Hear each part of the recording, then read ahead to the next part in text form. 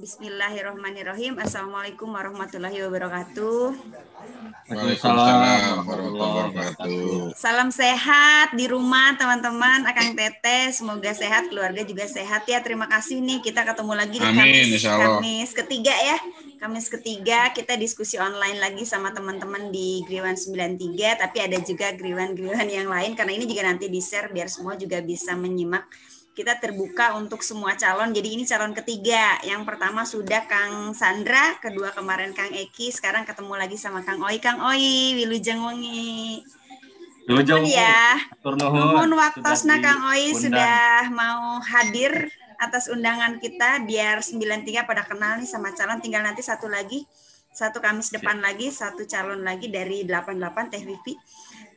Biar nggak panjang lebar, malam ini kita akan mulai dengan basmalah bersama-sama. Bismillahirrahmanirrahim. Bismillahirrahmanirrahim. Ya, malam ini diskusi kita menjadi diskusi yang bermanfaat, berkah, dan kita akan mulai dengan biasa sambutan 1 menit dari perwakilan 93. Ayo, Tok, Pangkostrat cenah. 1 menitnya toh biasa. Bismillahirrahmanirrahim. Assalamualaikum warahmatullahi wabarakatuh. Selamat malam. Warahmatullahi bagi kita semua. Waalaikumsalam.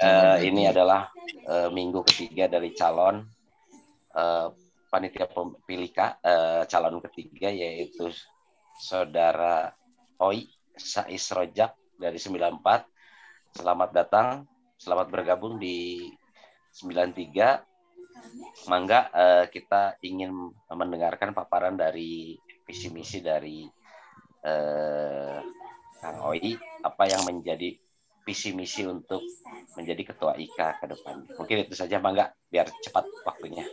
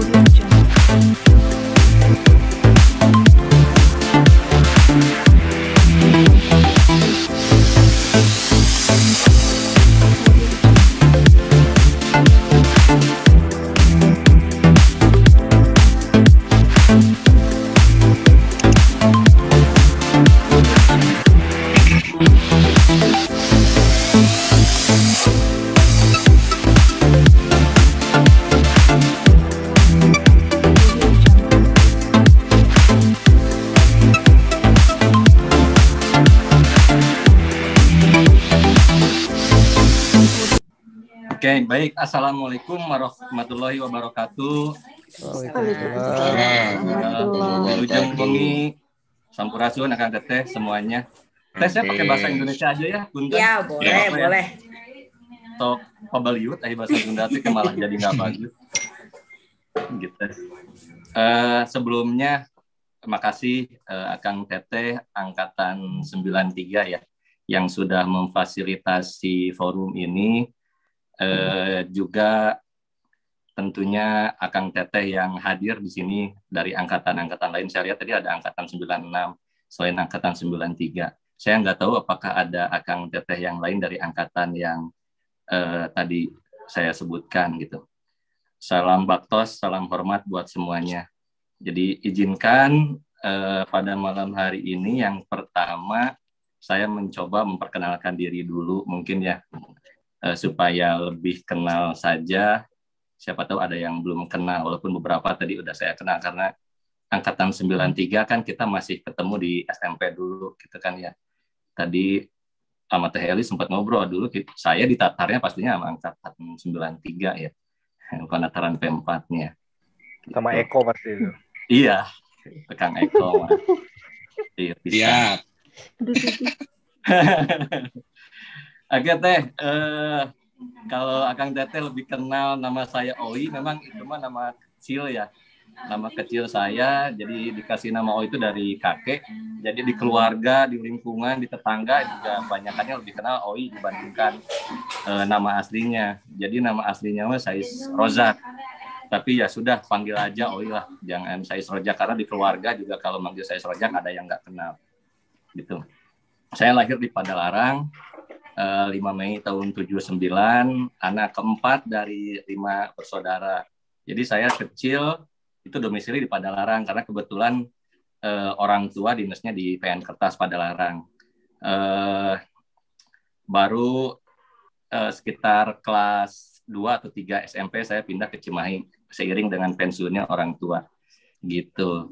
Jadi saya angkatan 94, setelah lulus dari SMP 1, saya lanjut ke STM Pembangunan, kemudian sambil bekerja sih saya melanjutkan pendidikan di Unpad Fakultas MIPA gitu ya. Jadi kalau bicara kerja, saya udah lebih dari 20 tahun mungkin ya kerja di bidang migas. Memang dari awal semenjak lulus STM nyemplungnya ke dunia perminyakan wae gitu.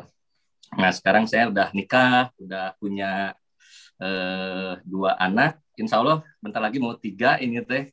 Istri lagi ngandung ke anak ketiga udah 6 bulan. Nyuhunkeun doa anak mudah-mudahan lancar. Gitu ya. Nuhun. Saya tinggal di Awani Residen di daerah Cimareme. Mangga kalau lagi kebetulan lewat mau mampir gitu ya, Awani Residence di klaster kantin nomor F15 gitu teh. Nah ini masa kecil saya dari masa ke masa, jadi saya ini saya bukan yang ini mah ada saya lucu. Iya saya tahun 84 ya, saya masih di Padalarang lah ya, di perumahan PN Kertas. Nah kebetulan saya 5 bersaudara semuanya GO, kakak dan adik saya. Kakak saya paling gede GO 84, nomor 2 87, kemudian 88, agak jauh ke saya GO 94. Nah ini adik kecil saya yang paling bungsu perempuan GO 97 gitu. Ini penampakan saya sih sama teman-teman waktu SMP. Coba tebak saya yang mana? Yang ini. Nusisi. Ya, saya ini. Nusisi. Itu bukan kene. Bukan kene. Sautik tapi. Ya. Nah, ini waktu STM lah sama teman-teman. Ini yang ceweknya bukan anak STM ya, Teh. Ini mah anak-anak Griwan seangkatan kebetulan main bareng. Nah, ini sorry. Nah, ini saya sama keluarga masih 2 putra, yang satunya masih dikandung. Gitu, sama istri juga kebetulan GO anak Griwan angkatan 2000. Gitu. Itu sekelumit perkenalan gitu ya. Nah, lanjut ke visi dan misi. Jadi kalau bicara visi sebenarnya sih saya nggak terlalu muluk juga sih ya. Jadi pada intinya sih saya ingin menjadikan alumni atau perkumpulan keluarga alumni ini menjadi perkumpulan keluarga yang solid, yang berakhlak, beretika gitu ya, dan bermartabat. Tentunya mengedepankan intelektualitas dan kreativitas gitu, supaya pastinya nanti bermanfaat bagi yang pertama tentu bagi alumni itu sendiri gitu ya, bagi alumni, bagi kita. Yang berikutnya bagi alma mater ya, tempat kita bersekolah dulu, dan yang terakhir yang lebih luas lagi tentunya ya bagi masyarakat atau bahkan bangsa dan negara. Nah, dari visi ini saya coba develop misinya gitu. Sebenarnya akan teteh visi dan misi saya ini tidak keluar, dan saya mencoba memang mengadop dari apa yang sudah ada di dalam ART kita sekarang ya, karena walau bagaimanapun toh akhirnya kita akan menuju ke sana, akan mengacu ke sana. Jadi misi saya supaya gampang diingat sih gitu, saya namain atau singkatannya menjadi SEPIA gitu ya. S-nya adalah silaturahmi, kemudian etika dan akhlak, kemudian potensi, I-nya ada inovasi, dan yang terakhir aktif. Gitu, kalau kita bicara silaturahmi udah jelas lagi girohnya, semangatnya kita harusnya memang sebagai ikatan dan satu keluarga, satu alma mater ya silaturahmi gitu. Kita harus mengedepankan ini, harus menjalin silaturahmi dengan seluruh alumni gitu ya.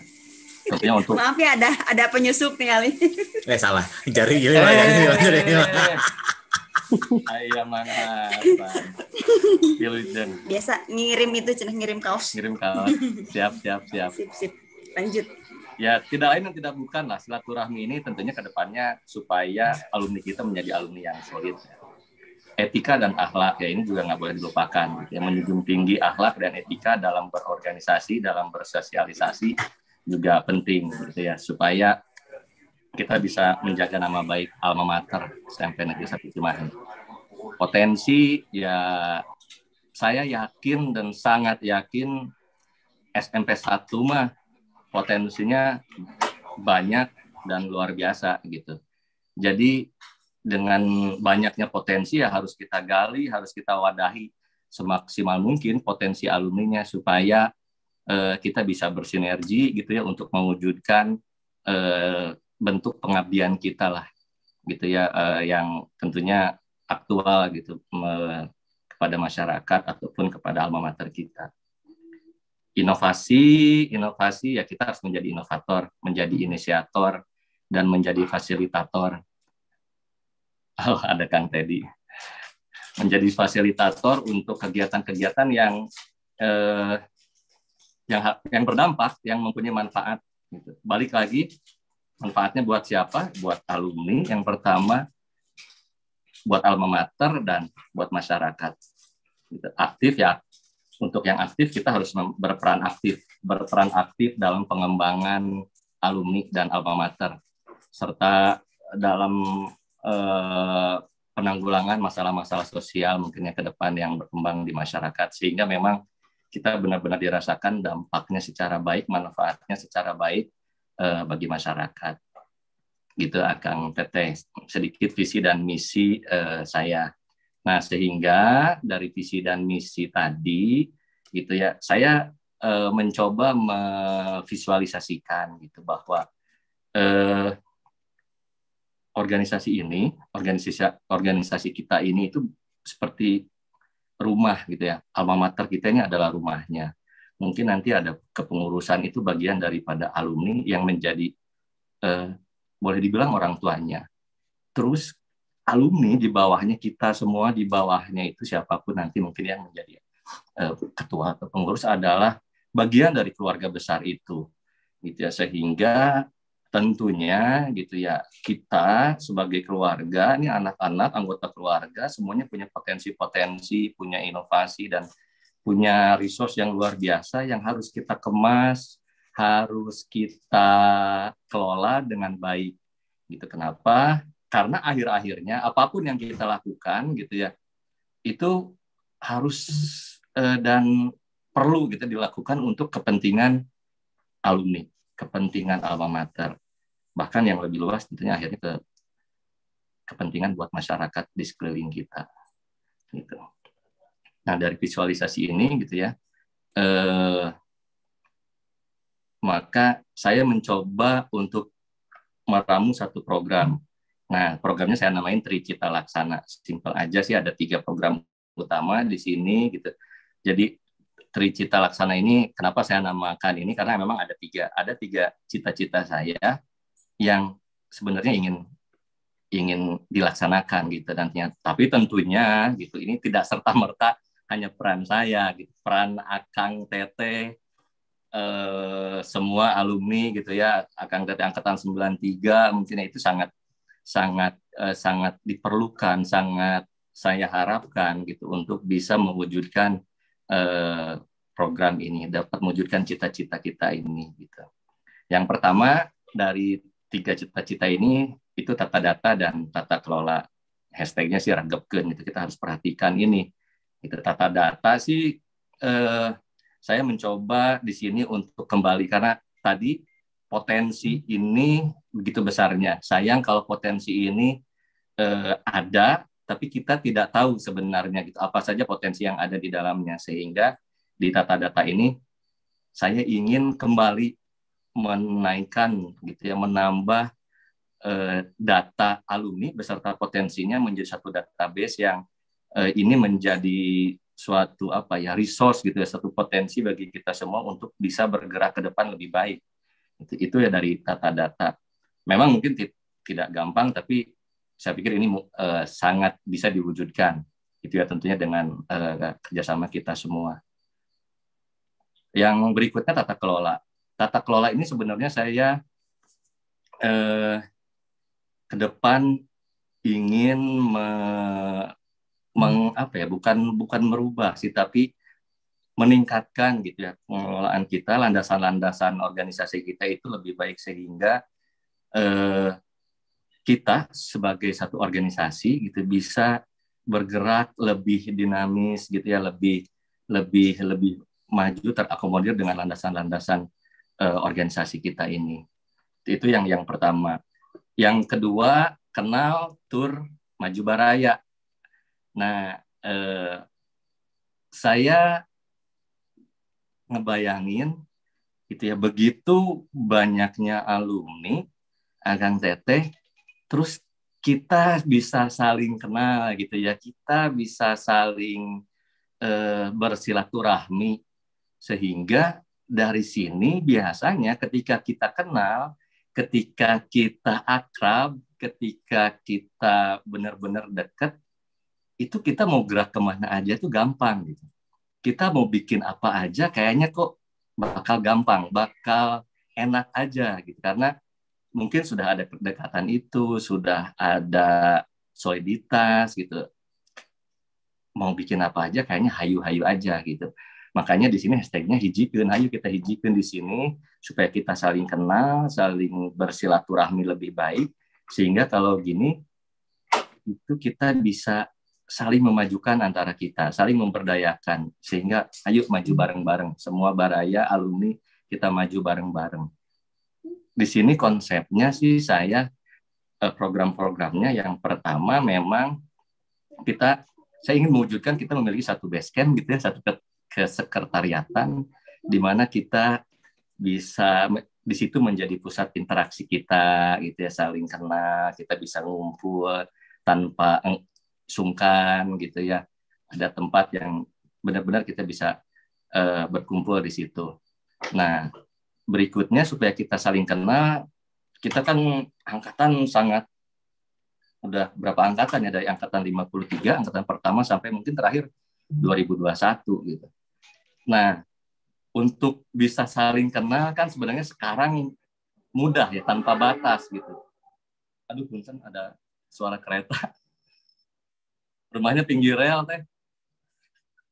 Nah, jadi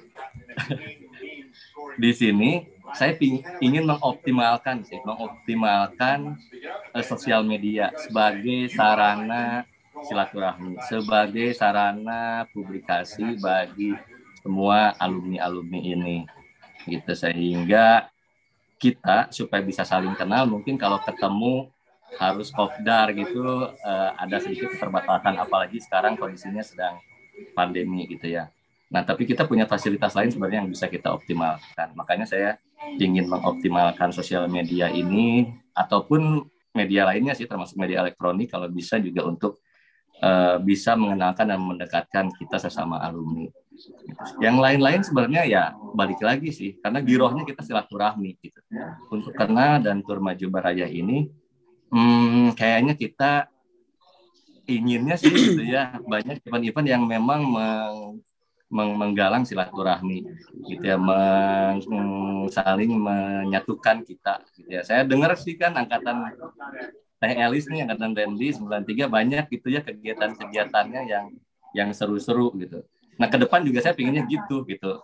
Kita benar-benar punya kegiatan yang bisa mengkolaborasikan semua alumni, sehingga dari kegiatan itu kita bisa saling lebih mengenal dan solid gitu. Nah, yang terakhir ini nih, yang maju sararea. Jadinya kalau maju sararea ini ya kita tidak hanya bergerak di dalam gitu ya, nggak cuman alumni atau alma maternya aja, tapi kita mencoba untuk memajukan dan berkontribusi bagi lingkungan sekitar kita di sini, masyarakat.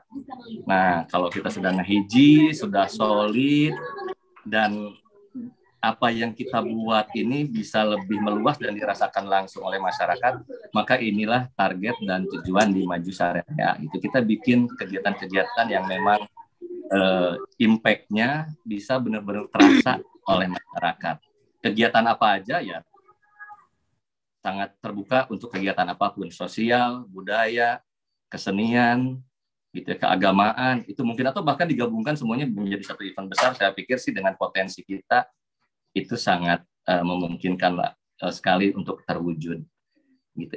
Itu program kerja saya yang saya namakan Cita Laksana. Mungkin tidak terlalu mendetail menjabarkan semua aktivitasnya apa atau kegiatannya apa, karena ke depan itu sangat terbuka luas untuk kita berimprovisasi, berinovasi, melakukan kegiatan-kegiatan tadi. Itu aja mungkin dari saya, Teh Elis, Akang Teteh semua. Pemaparan singkatnya, hatur nuhun. Ini mah ini ya, dalam artian bertanya motivasi kenapa ingin menjadi ketua IKA gitu kan, motivasinya apa, terus apa yang dimaksud kepemimpinan dalam organisasi itu, karena memang di organisasi kan harus ada pemimpin. Pemahaman Kang Oi tentang kepemimpinan itu seperti apa, dan pada saat nanti terpilih, gaya kepemimpinan apa yang akan diterapkan di dalam organisasi IKA ini, seperti itu. Mungkin itu saja. Nah, terus satu lagi mungkin begini ya. Ini itu kan saja tuh udah 3 toh lu toh. Lain kela. Ya kan pengurus kemarin pengurus dia kan. Pengurus. Saya ingin singkat aja sejarah IKA jika kumaha. Kata mah ketes sama ya, saya mah. Aduh. Itu saja Teh katanya. Itu saja tapi udah 4. Sok santai we Kang Oi lah. Sok apa saja yang bisa dijabarkan. Enggak. Oke. Nuhun. Akang Santo, Bapak Pangkostran. Aduh, pertanyaannya luar biasa. Asas saya coba pertanyaannya. jawab satu-satu. Tadi agak cepat tapi mudah-mudahan bisa ingat. Yang pertama motivasi. Kalau bicara motivasi, sebenarnya motivasi saya itu pengen, ya saya punya keluarga gede. Gitu. Saya punya keluarga Akang Teteh alumni. Begitu banyaknya, begitu luar biasanya gitu. Kayaknya kok sayang kalau ke keluarga ini gitu ya tidak bisa kita satukan untuk memberikan hal yang lebih besar lagi bagi alumninya, balik lagi nih, bagi alma maternya dan bagi masyarakat. Jadi pada intinya sih saya pengennya itu gitu. Yuk kalau misalkan saya nanti, motivasi saya ketika misalkan, kenapa sih ingin menjadi ketua IKA, ya saya ingin berbuat lebih lagi gitu ya, untuk bisa merangkul gitu ya Akang Teteh semua, untuk bisa mengajak ayo kita berbuat sesuatu demi kita sendiri gitu ya, sebagai anggota atau sebagai alumni, bagi alma maternya tentunya dan bagi masyarakat. Itu aja sih Teh, that's it gitu, nggak ada lagi.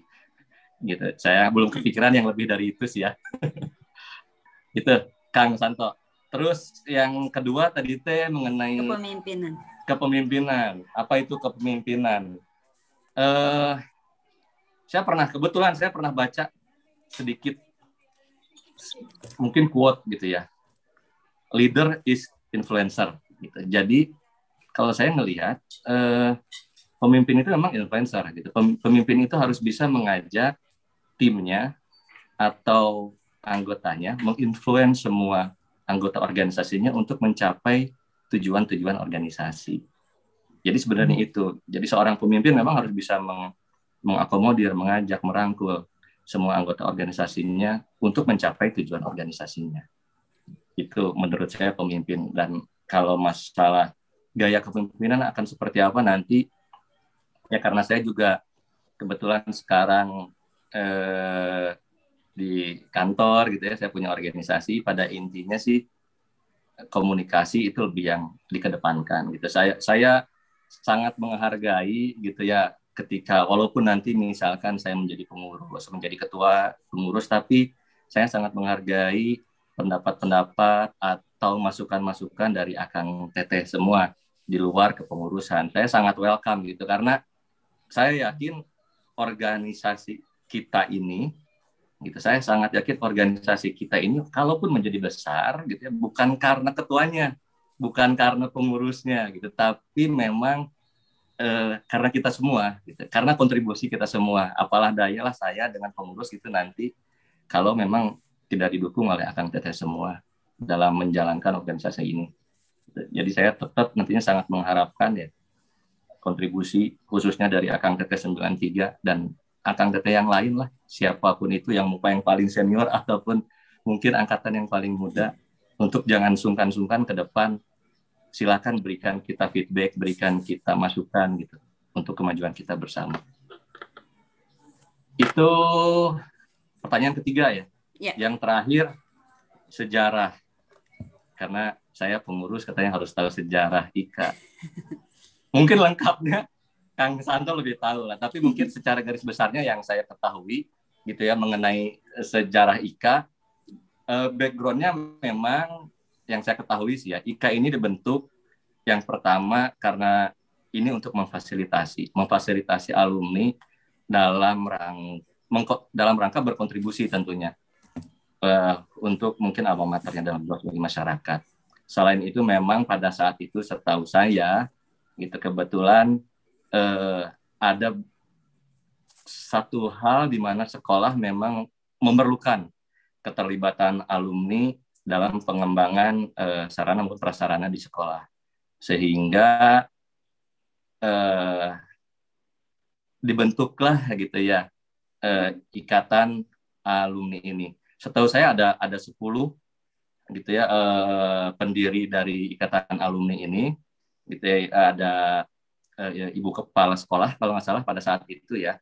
Terus ada 3 orang komite sekolah. Salah satunya kalau nggak salah Mas Tony angkatan 80. Terus juga ada 2 guru kita, ada Pak Sugianto dan Pak Iwang.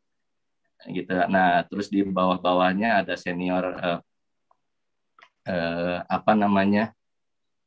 senior kita, ada Dr. Teja angkatan 53, terus ada Mas Dodit kalau nggak salah ya angkatan 80, ada Kang Agus Yana angkatan 77 gitu. Nah, sehingga para pendiri ini bersepakat untuk mendirikan ikatan alumni pada saat itu. Saya ingat betul ulang tahun IKA itu bertepatan dengan ulang tahun SMP 1. Jadi tanggal 15 Agustus ya, 15 Agustus 2005 lah terbentuk IKA SMPN 1 gitu, di mana ketuanya pada saat itu langsung ditunjuk Kang Agus Yana angkatan 77 sebagai ketua pertama, periodenya berarti 2010 sampai 2015 kalau tidak salah, 2010 sama 2015. Nah, berikutnya Akang Santo sebagai ketua berikutnya melanjutkan periode dari Kang Agus Yana, berarti dari 2015 sampai terakhir Kang Iman ya di 2017 gitu. Nah, setelah terbentuk IKA di tahun 2016 ya, cikal bakal kita memiliki organisasi IKA seperti yang sekarang gitu. Karena saya tahu betul di situ ada pra-gathering Oktober 2015 gitu. Di situ para alumni dikumpulkan, kita juga 94 waktu itu gabung di situ dan luar biasa antusiasmenya. Nah, di saat itu di tahun 2016 itu dibentuk tuh panitia kecil, ada 7 orang itu yang merumuskan untuk pemilihan ketua IKA berikutnya. Kita ada tim 7 kalau nggak salah waktu itu namanya, untuk merumuskan pemilihan gitu ya, metode pemilihan ketua IKA berikutnya.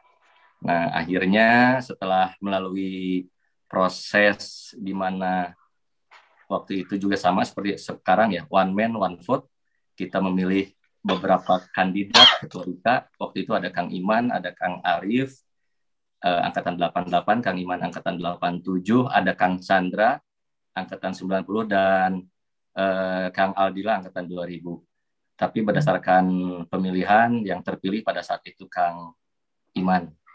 Kang Iman di bulan Januari dinyatakan sebagai pemenang gitu ya, dan pada bulan Agustus tahun 2017 juga pada saat Mubas dilantik menjadi ketua IKA berikutnya untuk periode 2017 sampai 2021, masa kepengurusan 4 tahun. Yang pertama dari motivasi. Motivasinya bagus banget sebetulnya. Dan ideal banget melihat dari paparan juga bahwa ini untuk alma mater, untuk alumni, untuk masyarakat dan bangsa negara itu udah ideal lah. Semua orang pasti akan begitu. Nah, saya akan kembali mundur sedikit. Kalau Kang Oi merasa ingin memberikan lebih dan ingin memberikan manfaat lebih banyak juga, mundur dikit dong. Selama ini Kang Oi sudah jadi pengurus, juga sudah berkecimpung lah di IKA. Apa yang sudah Kang Oi persembahkan selama ini dan sehingga memotivasi ingin memberikan lebih? Satu dulu. Oke. Aduh, siap. Nuhun. Enggak. Apa yang sudah diberikan? Mungkin informasi dulu ya, Teh. Ya. Saya di pengurus menjadi bagian dari timnya Kang Sandra. Kang Sandra kebetulan ketua bidang saya. Beliau itu ketua bidang alumni. Nah, saya di bawah Kang Sandra menjadi hubungan luar. Cita-citanya memang mungkin pada saat itu Kang Iman sepertinya berharap kita bisa bekerja sama dengan eksternal gitu ya, dengan stakeholder yang lain untuk pengembangan alumni. Tapi memang pada perjalanannya ya ada beberapa hal yang memang kita belum bisa menuju ke sana. Tapi ya itu tadi, kontribusi itu tidak harus serta-merta saya di hubungan luar, kalau saya nggak bukan di hubungan luar saya nggak berkontribusi gitu. Nah, ada beberapa hal kalau boleh saya cerita kontribusi saya di pengurus gitu. Yang pertama memang saya beberapa kali terlibat dalam kepanitiaan program-program kepengurusan. Yang paling awal sebelum saya join di pengurus, saya ikut bagian menjadi panitia liga antar angkatan ya waktu itu. Mungkin Teh Elis ingat gitu, di waktu kita di Gor Sangkuriang waktu itu eventnya.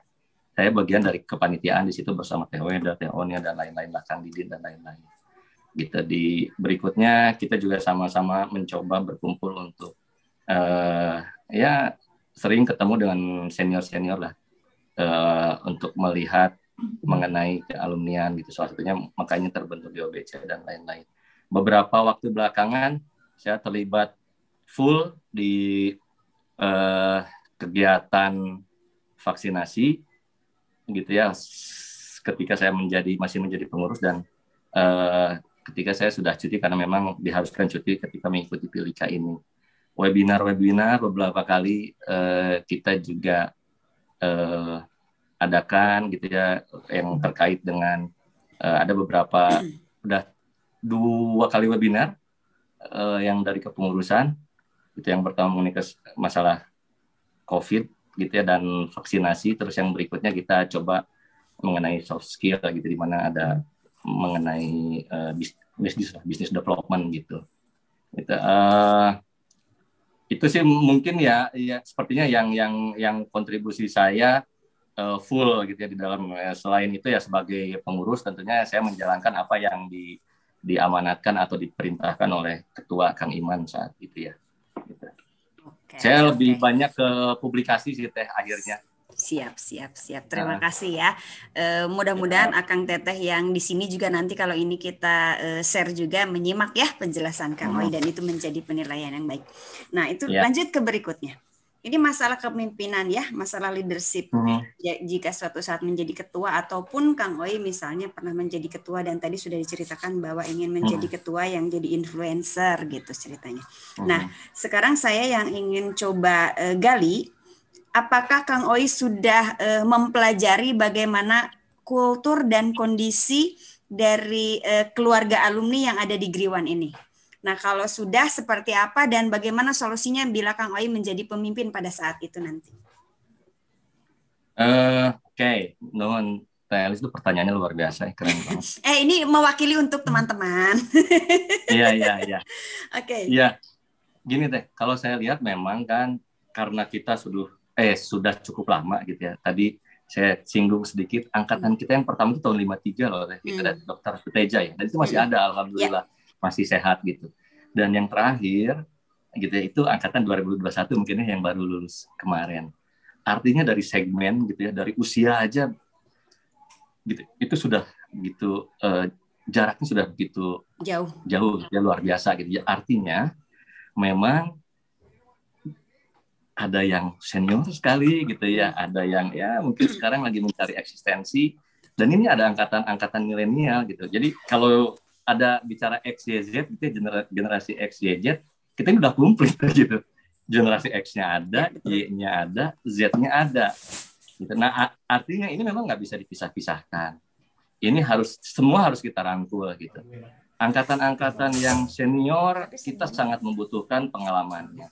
Kita sangat butuh ilmunya. Apa yang sudah dilakukan berdasarkan pengalaman hidupnya tentunya akan sangat kaya lah dengan pengalaman hidup dan pengalaman masalah keilmuannya gitu ya. Ini yang harus tetap kita gali, gitu ya, kita optimalkan, jangan kita tinggalkan gitu ya. Jadi memang ada iklan, kereta lewat terus. Iklan. Jadi saya sih memang sangat ingin mengedepankan silaturahmi, gitu. Karena ini modal utama bagi kita ya, supaya tadi semua generasi yang paling senior gitu ya, dan yang paling bukan junior ya, angkatan milenial kita nih, adik-adik kita gini gitu, tetap diajak, dirangkul gitu ya, supaya memang bisa berkontribusi semaksimal mungkin yang mereka mampu untuk kemajuan organisasi kita ini, teh. Gitu. Kurang lebih gitu ya. Tadi ada pertanyaan lain nggak, takut ada yang kelewat nih selain itu? Ya, maksudnya saya tadi ya selain itu memang secara usia dan secara zamannya juga memang berbeda, dan itu sebuah PR besar bagaimana ketika ingin mengedepankan sebuah keguyuban ya, kalau bahasa Sunda sebuah keguyuban itu PR. Nah itu tadi akan ada tantangan besar nanti sebagai ketua, yaitu tadi kultur sama situasi yang terjadi pada saat ini. Kang Oi kan sudah pelajari dong seperti apa sih kondisinya sekarang terjadi. Nah ketika sudah dipelajari berarti akan ada poin-poin yang sudah plus lebih baik, yang masih minus ya udah kita perbaiki gitu, updating and upgrading gitu ya. Nah, kira-kira situasi yang sudah sekarang Kang Oi lihat bagaimana kondisinya dan solusinya bagaimana nih untuk Kang Oi ke depan? Ya, kalau bicara kultur, kalau saya ngebagi tadi gitu ya, akang-akang yang senior tadi. Teteh juga dong. Oh iya, akang teteh. Akang teteh yang senior tadi sebenarnya, kalau saya pernah beberapa kali juga ngobrol gitu ya dengan akang teteh yang senior, mereka pastinya akan sangat mendukung, akan sangat mengayomi gitu langkah dan jejak adik-adiknya gitu ya, sehingga dengan mungkin ya kalau saya ngelihat angkatan 60-70-an ini kan memang sudah saatnya memang ingin menikmati hidup gitu. Jadi buat mereka alumni ini hiburan, dengan adanya hiburan gitu teh, atau mereka ingin menularkan ilmunya, pengalamannya kepada adik-adiknya itu, sehingga memang ketika merangkul atau mengajak akang teteh yang senior ini gitu ya, saya mungkin ke depan akan lebih mengutamakan itu gitu. Kita bikin event-event yang mereka merangkul mereka itu, yang angkat teteh senior ini untuk yuk sharing pengalaman dengan kita, dengan adik-adiknya. Kita masih butuh mereka loh gitu ya, untuk berbagi pengalaman dan ilmunya. Nah, satu lagi karena sudah menyinggung ke event, karena gini, salah satu kerja keras sebagai seorang ketua yang suatu saat menjabat di semua alumni baik di SMP ataupun di manapun, rasanya sih kayaknya masalahnya sama. Yang paling sulit diraih itu sebetulnya bukan senior, tapi junior yang paling muda.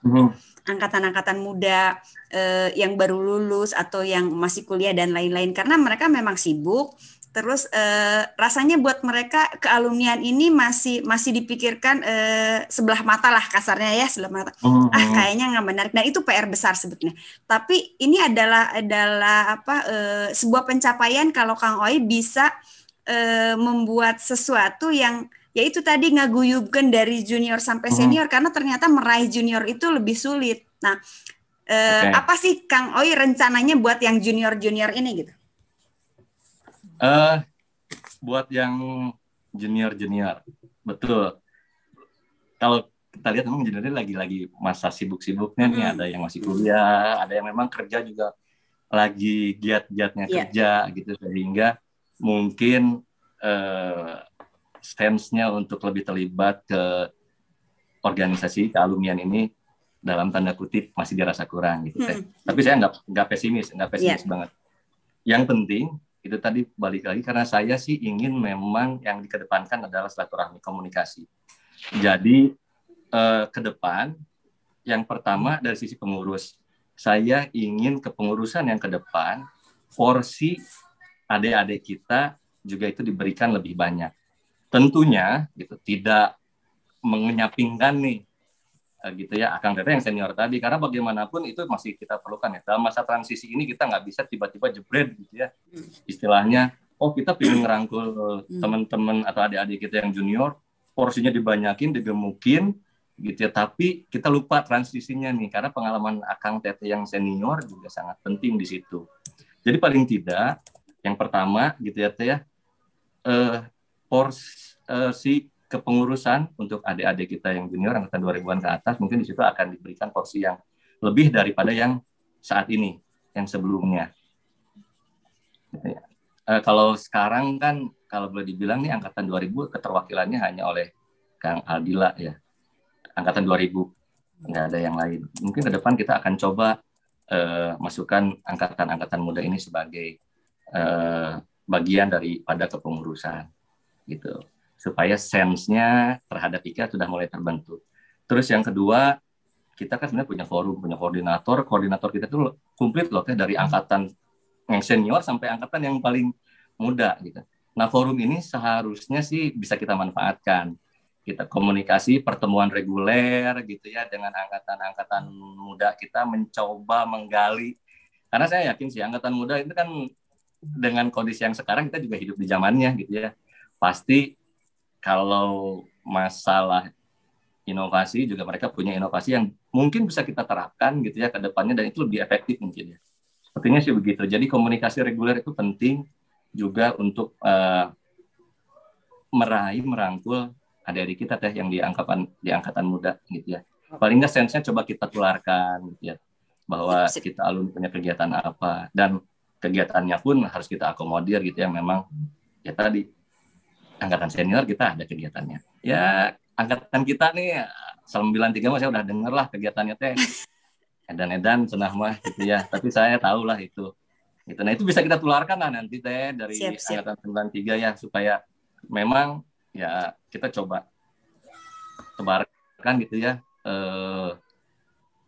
aura baiknya ke semua alumni. Oke, terima kasih. Assalamualaikum Akang Teteh semuanya. Waalaikumsalam Ya, warahmatullahi saya paling mewakili untuk saat ini dari pihak sekolah saja sih ya. Kalau pengurus sama-sama pengurus dengan Kang Oi, event juga sama bareng. Mungkin kalau dari pihak sekolah, apa kiat dari Kang Oi kalau misalkan menjadi ketua IKA? Jadi istilahnya gini, sekolah itu merasakan bahwa IKA itu ada. Itu aja sih sebetulnya, pertanyaan simpel. Karena mungkin ada tuh karena mau aya event hungkul baru aya IKA teh geuning, da aya event, da aya perlu lah kasar nama gitu. Nah, puntennya memang kaitannya kalau misalkan ada kegiatan baru mungkin sekolah akan dilibatkan, karena ya mau tidak mau pasti aya ujung-ujungnya SMP hiji gitu kan. Labelnya itu. Nah, itu aja sih sebetulnya. Kiat-kiat misalkan bahwa sekolah teh bener ya IKA teh keberadaannya sangat membantu dalam hal apapun di sekolah gitu, atau misalkan dari pihak alumni itu dari IKA khususnya bisa berkontribusi ya. Berkontribusi minimal ya ada beberapa hal yang bisa dikolaborasikan dengan sekolah. Itu aja sih, simple aja. Terima kasih. Mangga Kang Oi. Itu teh simple katanya. Simple. Kalau kita mah 93 mah selalu ada kerjasama ya, bukan pengurus juga ya tadi ya. Betul. So, akhirnya sekarang gimana nih kalau itu? Oke, nuhun juragan Kang tadi pertanyaannya. Jadi tadi balik lagi ya. Sebenarnya kalau balik lagi mungkin tadi di slide sudah saya tampilkan. Ujung-ujungnya gitu ya, seharusnya kita perlu potensi alumni kita ini manfaatnya itu memang akhirnya ke alumni alma mater yang kedua kan ya, dan masyarakat. Jadi alma mater itu nomor 2 loh. Gitu. Alma mater di sini adalah apa? Ya itu SMP 1 gitu, alma mater kita bersama. Nah, bagaimana caranya supaya IKA ini dirasakan ada? Menurut saya yang pertama tadi, karena girohnya silaturahmi, jadinya pengurus juga atau nanti siapapun yang ada di sana sebagai pengurus itu juga harus sering lah ya reguler, entah mungkin waktu tertentu kita ke sekolah untuk silaturahmi, diskusi gitu, apa yang bisa kita bantu untuk sekolah. Tapi di program yang kedua saya tadi mengenai kenal tur maju Baraya ini bagi saya ada 2. Yang pertama alumni dan alma mater. Nah untuk alma mater, alhamdulillah yang jadi memang saya saat ini sudah punya link dari alma mater dari alumni sendiri gitu. Loop coaching ini sebenarnya di dalamnya memberikan semacam pelatihan baik yang hard skill ataupun soft skill gitu ya. Mungkin kalau masalah akademis Bapak Ibu guru sudah jelas memberikan kewajibannya kepada adik-adik kita yang siswa-siswi kita yang ada di sekolah. Tapi untuk soft skill mungkin mengenai karakter terhadap adik-adik kita gitu, itu juga penting untuk disampaikan. Nah, insya Allah ke depan gitu ya, karena kita sudah punya link yang cukup baik dengan salah satu alumni kita gitu, ini akan kita jadikan program mungkin ke sekolah di mana ada pelatihan-pelatihan soft skill buat baik itu untuk guru gitu ataupun untuk siswi kita atau adik-adik kita yang sekarang masih mengenyam pendidikan di sekolah. Nah, sebenarnya saya kan sekarang juga aktif di komunitas kelas inspirasi. Kelas inspirasi ini juga sama sebenarnya gitu. Kita nih para profesional terjun ke sekolah-sekolah untuk memperkenalkan profesi-profesi kita, untuk berbagi sharing mengenai profesi kita. Nah, mungkin tipe-tipe yang seperti ini bisa kita implementasikan sama gitu ya ke alma mater kita. Tadi balik lagi alumni kita kan luar biasa gitu ya potensinya. Ayolah kita terjun bareng-bareng ke sekolah, memperkenalkan, sharing ilmunya di luar ilmu-ilmu yang sudah didapatkan di sekolah, gitu ya, entah itu profesinya atau apapun lah, supaya bisa mengenal senior-seniornya. Itu dari satu hal. Hal yang lainnya saya yakin juga sih mungkin di antara siswa-siswi kita di SMPN 1 juga tidak semuanya misalkan ya beruntung itu. Makanya sepertinya kita sebagai alumni juga harus punya kepedulian ya ke adik-adik kita gitu. Gerakan orang tua asuh mungkin ya, atau ya kakak asuh gitu ya, karena kita kakaknya gitu, untuk bisa ngebantu ini adik-adik kita yang di sekolah kita juga mungkin ada yang kesulitan dalam menjalankan pendidikannya. Kita mengajak sih nanti ke depan kita punya kepedulian ke sana. Untuk guru-guru juga tadi ke pelatihan, karena kalau kita bicara tadi yang loop coaching itu Kang Dedi sekarang juga sudah memulai kegiatan-kegiatan untuk coaching buat guru-guru gitu. Ada parenting juga, ada pendidikan soft skill lainnya ya, yang bisa kita juga bagi kepada itu guru-guru kita lah. Kalau masalah sarana dan prasarana saya pikir jelas lah ya, alumni gitu ya luar biasa, sudah bisa membangun masjid walaupun biayanya luar biasa, tapi kita bisa wujudkan situ. Saya pikir sih kepedulian alumni masih sangat besar untuk bisa berkontribusi buat alma mater. Tinggal PR-nya adalah gitu tadi, menyatukan gitu supaya semuanya bisa berkontribusi. Iya kan tadi Cekang OIT kan bukan apa yang nomor 2 teh tujuan apa dari Tricita Laksana teh naon nomor 2 na kenal maju potensi ya nah sekarang Anda kan gini misalkan nih kita kan dari seluruh alumni itu kan ada lah ya yang punya usaha segala macam gitu ya. Nah terus kan itu kan salah satu potensi ya gitu kan. Betul. Nah seandainya nih potensi ETT ada gitu dari yang alumni teh gitu kan dari entah itu yang dari yang senior atau junior ya bukan jangan senior junior lah enak dari kakak kelas paling ini ya sama adik kelas paling bawah gitu misalnya. Gitu. Nah dia teh sebetulnya potensi bagus gitu cuma hanya karena pengen maju tapi kurang apa itu namanya kurang yang beruntung gitu atau gimana. Nah misalkan nih seandainya Kang Oi udah jadi ketua di IKA ini andai kata nih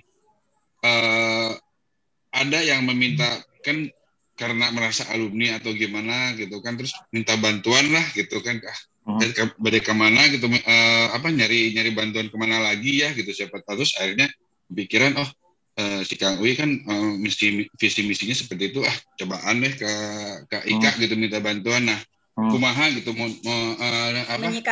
menanganinya nyikapinya seperti itu gitu kan. Siap. Nuhun Kang Eko. Siap sami-sami. Cek itu bener asal skripsi cenah. Lain ngetes ilmunya saya cuma pengen tahu aja. Ayo semangat Ya. Jadi gini. Sebelum yang kedua, Kang, tadi yang pertama memang menjadi krusial dan penting gitu ya. Ketika tata data aja ya. Karena bagaimanapun potensi alumni itu harus kita ketahui gitu ya. Supaya tadi kita bisa ngelingkan nih. Oh, ini butuh bantuan kesehatan. Oh, kita punya loh alumni misalkan yang sebenarnya punya klinik atau bahkan dokter dan lain-lain gitu. Nah, makanya dari tata data ini menurut saya adalah langkah utama yang harus dan perlu kita kita kumpulkan. Yang pertama kita lakukan gitu. Nah, ketika ini sudah cukup lengkap dan banyak, sehingga kita punya database yang cukup, sehingga tadi mudah sebenarnya. Kalau saya sedikit membuat referensi, misalkan ke yang paling sekarang Gojek atau Grab gitu kan teh, dia nggak perlu punya motor gitu ya, dia nggak perlu beli motor untuk bisa bergerak. Gitu. Dia cukup memanfaatkan orang-orang yang punya motor gitu sehingga itu berputar jadi aset mereka, jadi ladang bisnisnya mereka lah ibaratnya. Nah kita juga kan kita nggak perlu punya ambulan supaya kita bisa ngebantu bisa ngangkut kita yang ambulan. Tapi kita cukup tahu si Akang ini misalkan dia bergerak di bidang kesehatan, dia punya link untuk ambulan. Si Akang ini ternyata gitu. Saya punya klinik dan saya juga baru tahu ternyata Dokter Nur klinik yang ada di Sangkuriang itu ternyata alumni kita gitu. Nah, ini kan menjadi penting gitu. Dalam data ini menjadi penting sehingga nanti kalau tadi pertanyaan Kak Engko ketika ini ada membutuhkan apa, siapa, ketika kita punya database yang cukup lengkap, kita bisa dengan mudah gitu ya melingkan kebutuhannya apa. Dan balik lagi Kang Eko, semua itu akan semakin mudah ketika kita memang sudah merasakan menjadi satu keluarga yang sama. Ibaratnya gini Kang, simpelnya masih ketika saya sama Kang Eko sama saya udah dekat nih. Saya bawangnya dibelaan Kang Eko mah. Ya, insyaallah. Gitu kan ya. Ketika kita udah dekat gitu, bawangnya dibelaan, komodimun bager gitu. Komodi kalau kita memang satu frekuensi gitu, udah merasa benar-benar satu keluarga. Itu memang tantangan tapi yakinlah bisa. Kalau ternyata Kang Oi terpilih, seperti apakah Kang Oi akan memilih tim pengurus yang artinya itu adalah staf-staf partner Kang Oi dalam bekerja.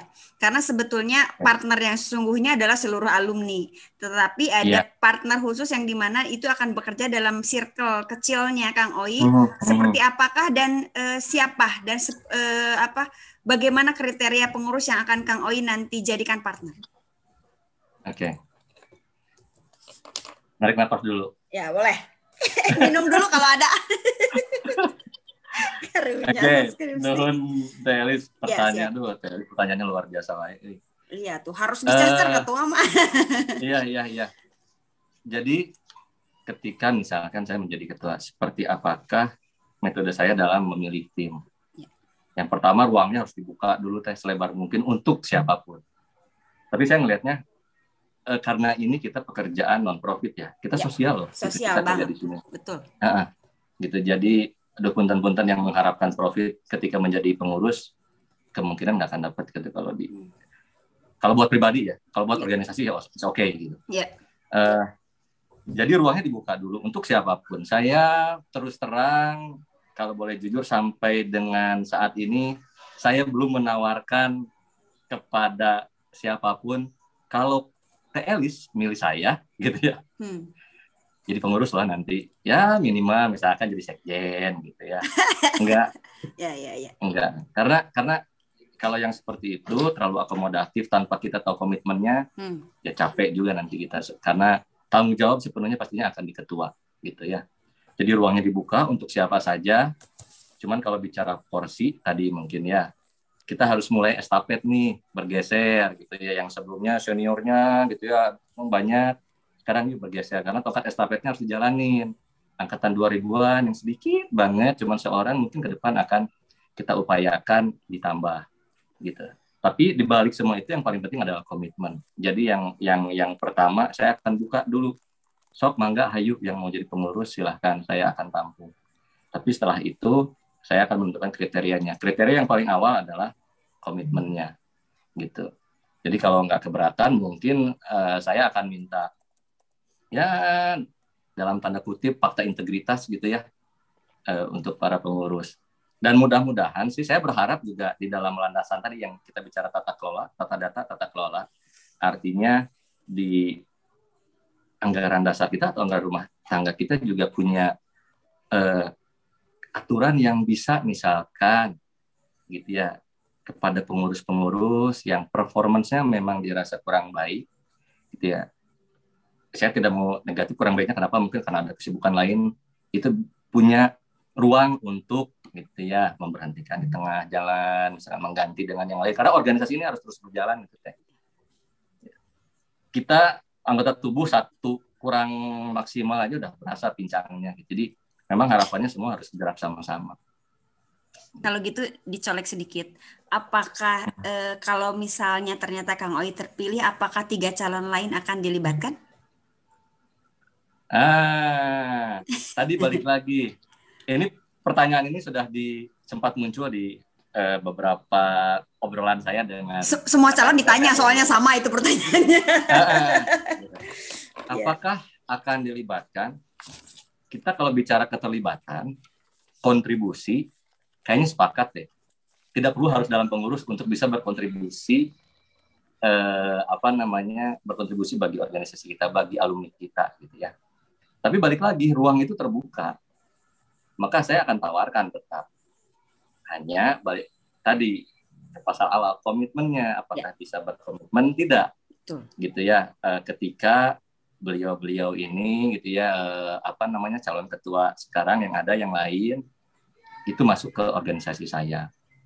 Karena saya yakinlah visi misinya juga semua bagus, program kerjanya bagus gitu ya. Gitu. Kalau bisa berkomitmen masuk ke dalam kepengurusan gitu ya, yakin bisa terbangun, kita kerjasamanya chemistry-nya bagus, ya kenapa tidak? Tapi itu tidak menjadi syarat utama gitu bagi saya Teh. Gitu. Okay. Harus gitu masuk, itu mungkin belum ya. Oke. Yeah. Kenapa sih saya pengen jadi ketua? Cita-cita kecilnya terus terang. Saya malu sebenarnya ngomongnya Teh Elis, Teh Ira gitu. Tapi memang di hati kecil saya itu, kenapa saya ingin menjadi ketua IKA gitu ya. Saya ingin punya kontribusi yang lebih besar lagi terhadap alumni ini. Saya ingin jadi orang yang bisa lebih bermanfaat lagi gitu teh. Udah buntennya, saya jadi ngomong gini, tapi memang itu sih awalnya. Dan itu diyakinkan memang setelah ngobrol-ngobrol dengan alumni-alumni lain, dengan senior lain gitu. Ayo atuh kita sama-sama dan lain-lain. Jadi saya memang kenapa akhirnya saya menjadi atau mencalonkan diri untuk jadi ketua IKA. Yang pertama itu saya ingin jadi orang yang bisa lebih bermanfaat lagi bagi orang lain. Terus yang kedua itu diyakinkan dan dukungan dari semua pihak yang menurut saya penting, gitu, dari senior-senior, dari angkatan lain dan dari keluarga tentunya ya gitu. Dan itu sih yang menurut saya menjadi motivasi saya. Akhirnya saya memutuskan untuk jadi ketua IKA. Terus yang berikutnya sebenarnya ya simpelnya sih gitu. Kita tuh punya potensi gede gitu. Sayang sih kalau nggak dioptimalkan, kita dimaksimalkan untuk kemaslahatan banyak orang. Apa itu realita ya? Bahwa ketika kita berada dalam sebuah, ini anggaplah sebuah kompetisi, walaupun sebetulnya ini sosial, tapi pasti akan ada pihak yang pro kontra gitu ya, pro kontra. Nah, bagaimana kalau Kang Oi menyikapi ini? Sepakat sih deh, kalau ya sekian banyak alumni, isi kepalanya juga macam-macam, tidak semuanya pasti akan benar-benar sepaham gitu ya, sepemikiran dengan kita. Tapi saya terus terang juga, saya pernah dapat sedikit gitu ya ilmu training mengenai itu. Jadi namanya conversation sih di situ. Jadi ibaratnya ya apapun yang disampaikan orang, sepahit apapun yang disampaikan orang, walaupun tidak setuju dengan kita, anggap aja itu feedback gitu. Jadi itu memang tetap harus dibutuhkan. Cuma memang memanage ya supaya feedback ini juga kita sekeras-kerasnya gitu. Ketika kita menganggapnya itu feedback, mudah-mudahan kita nangkepnya positif. Tetapi kan di visi misi juga ingat gitu bahwa kita itu harus beretika dan berakhlak di situ. Jadi orang yang paling kontra dengan kita pun ya kita sikapinya dengan baik, dengan beretika dan berakhlak. Bagaimana ini menyatukan keluarga ini yang dengan ego masing-masing? Mungkin pada saat pemilihan agak tensi tinggi, engke melunak, engke ada pemilihan itu tinggi deh. Mungkin ya banyaklah kemarin lihat di medsos dan lain sebagainya.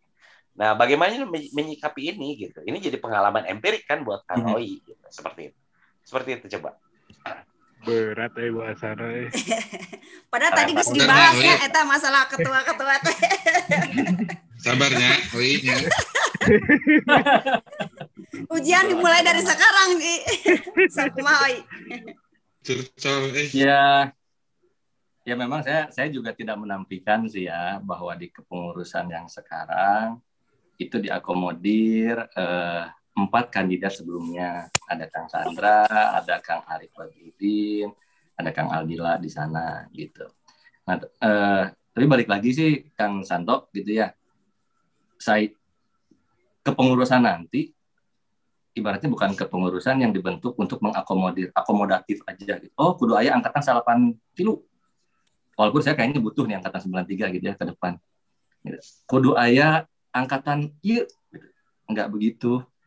Yang paling penting adalah komitmennya. Komitmen dalam menjalankan tugasnya sebagai pengurus. Program kerja harus jelas gitu ya.